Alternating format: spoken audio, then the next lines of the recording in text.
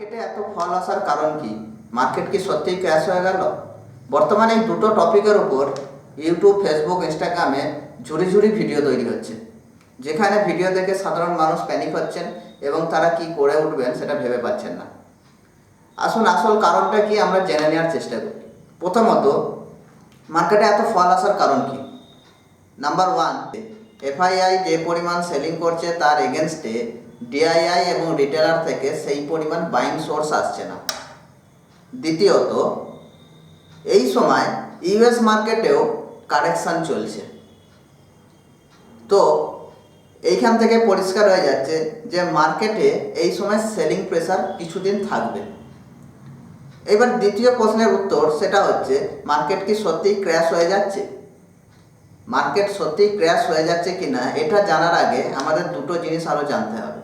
প্রথমত, ক্র্যাশ এবং কারেকশান এই দুটোর মধ্যে পার্থক্য কী?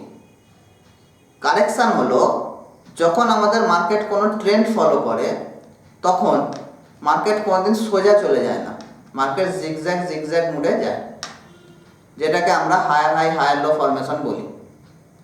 এইবার মার্কেট যখন এইরকম ট্রেন্ড ফলো করে, তখন মার্কেটে যদি একদিনে 1 থেকে 2% ফলিং আসে, সেটাকে আমরা স্বাভাবিক কারেকশান বলেই জানি, এবং মার্কেট সেটা কোনো একটা জায়গা থেকে রিট্রেসমেন্ট নিয়ে আবার বাউন্স ব্যাক হয়ে যায়। দ্বিতীয়ত, ক্র্যাশ।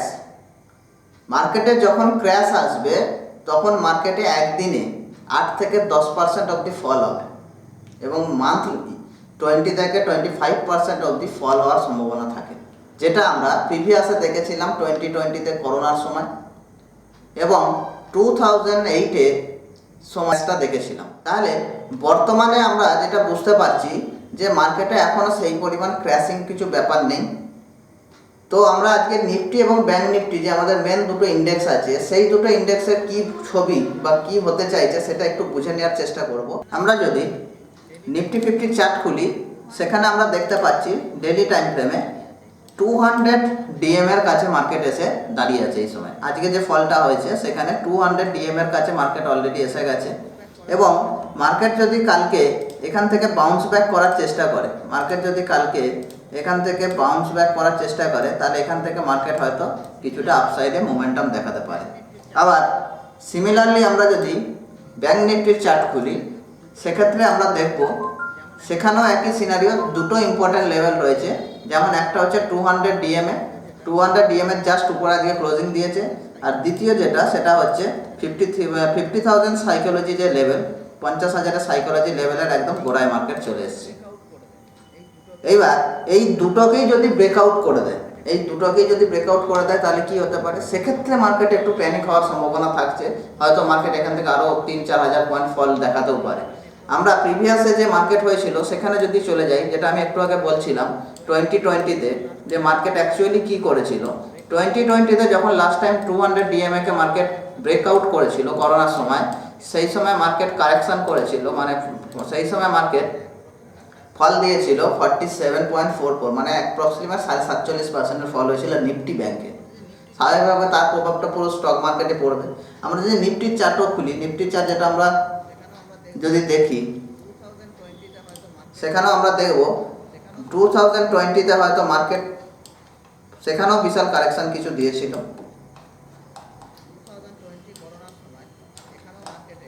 2020 করোনার সময় এখানেও মার্কেটে যে ফলিংটা এসেছিল, যে ক্র্যাশটা হয়েছিল, যেটাকে ক্র্যাশ বলা হয়, সেটা আমরা যদি মেজার করি, সেখানেও আমরা দেখতে পাচ্ছি যে অলমোস্ট 38% মার্কেট কারেকশান নিয়েছিল। তো সুতরাং আমাদের যে বর্তমানে মার্কেট এখন যে জায়গায় আছে, সেই জায়গাতে এই মুহূর্তে বলা এটা সম্ভব নয় যে মার্কেট সত্যি ক্র্যাশ হয়ে গেছে। মার্কেট অবভিয়াসলি 2020-র পর থেকে মার্কেট কোনো রকম বড় কারেকশান নেয়নি। সেই কারেকশানটা এই সময় হতে পারে। তার সাথে সাথে ইউএস মার্কেট যেহেতু কিছুটা কারেকশান মুডে আছে, যেহেতু এখানে এখন নতুন প্রেসিডেন্ট নির্বাচিত হয়েছেন ডোনাল্ড ট্রাম্প, সেক্ষেত্রে মার্কেটে কিছুটা সেলিং প্রেসার আছে, সেখানেও সেই প্রভাবটা আমাদের ইন্ডিয়ান মার্কেটে দেখা যাচ্ছে। তো দুটোর মিক্সের কারণে মার্কেট কিছুটা এখন ফলিং মুডে আছে। তো কালকের মার্কেটটা আমাদের কাছে ইম্পর্টেন্ট, যেহেতু নিফটি এবং ব্যাংক নিফটি দুটোই একটা স্ট্রং লেভেলের কাছে দাঁড়িয়ে আছে। যদি সেগুলো থেকে মার্কেট বাউন্স নেয়, তাহলে আশা করা যায় যে মার্কেট স্টেবল হয়ে যাবে কিছুদিনের মধ্যে। যদি ইম্পর্টেন্ট লেভেল ব্রেকআউট করে, ইম্পর্টেন্ট সাপোর্ট ব্রেকআউট করে, 200 ডিএমএ লাইনকে ব্রেকআউট করে, সেক্ষেত্রে মার্কেটে একটু হলেও প্যানিক হওয়ার জায়গা রয়েছে। তো আজকের ভিডিওটা মূলত এই ইনফরমেশনগুলো আপনাদের কাছে পৌঁছে দেওয়ার জন্য ছিল। তো যদি ভালো লেগে থাকে আমাদের ভিডিও, অবশ্যই আপনারা কমেন্ট করে জানান